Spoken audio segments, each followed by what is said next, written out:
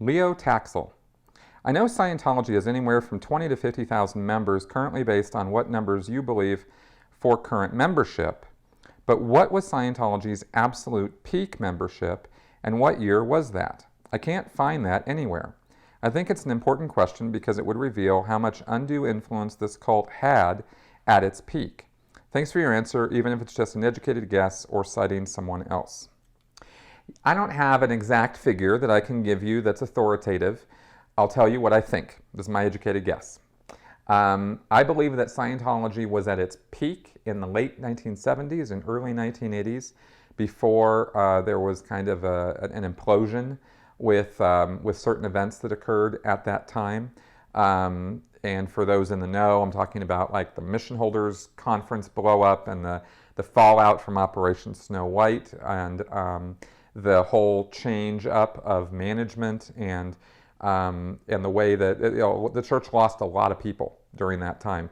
The David Mayo, who was the senior technical person in the church, was cast out, and he took a bunch of people with him. Not out of church management. I mean, a bunch of Scientologists, public Scientologists, followed him rather than continue with the actual church. So that all happened in the early mid 1980s.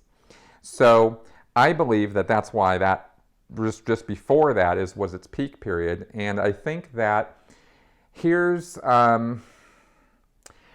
I would say maybe 150, 200,000 members worldwide at its peak.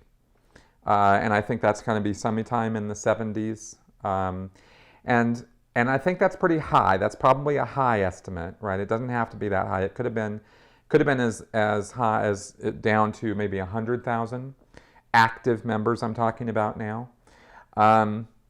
One thing I look at on that as far as a number to sort of look at is I think the largest central files, which is when somebody comes into the Church of Scientology and buys a book or does a service, if they buy anything, a folder is made with their name and address on it. Their name and address is collected on the invoice. A folder is made, and that invoice is put in the folder, and then people start writing to that person to encourage them to do more Scientology services. That's the way that they use those files. And the central files folder is supposed to be a representation of the person to the organization. It's kind of a pre-internet, pre-computers sort of database system. The name, let's say the person came in at Santa Barbara and he bought a book. Okay, so that name of that guy, Joe Schmo, and his address and phone number gets reported to a higher organization in Los Angeles. And they put that name and address in their central files because it's a higher up. That name doesn't go to Denver, it goes to the higher organization in Los Angeles. That organization was called the American St. Hill organization, which was an organization I was involved in. Then all those names are supposed to, I believe, go to the Flag Service Organization's central files in Florida. And this is the reason why people will end up getting mail from lots of different places in Scientology, is because the name gets sent up the line, so to speak. Now, the reason I'm explaining all that is because you get this aggregate of all these names from all over the Western United States and Mexico and Canada coming into this place in Los Angeles, the American St. Hill organization.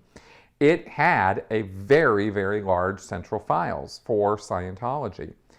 And I believe, if I'm remembering this right, that it was about 550, 600,000 names, somewhere around there.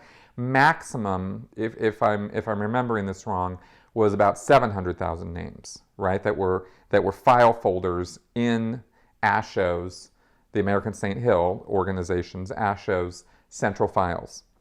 So that's how many people in this Western Hemisphere ever purchased something from Scientology. 750,000 people.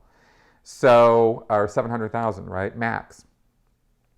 So based on that figure, from like going back all the way to 1950, all the way to present, And knowing what I know about active membership and how many people were actually around doing services, you know, when I came on in 1985 doing my first services in Santa Barbara, and I joined staff in 1987. So I started kind of getting an idea of staff and that sort of thing. Like the Santa Barbara organization's central files was, I don't know, maybe 12,000 names, something like that. Like the whole time Santa Barbara operated, that's how many people it sold things to.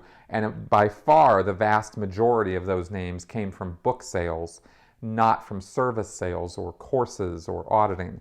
It was just books. And you don't count somebody who buys a book as a Scientologist, at least if you have, you know, a couple gray cells to rub together. So if you look at the vast majority of those central files folders as just book buyers, which they are, then it comes way down to how many people were actually active Scientologists. And that's kind of looking at all that information is where I got that sort of educated guess from. So that's my best answer for you.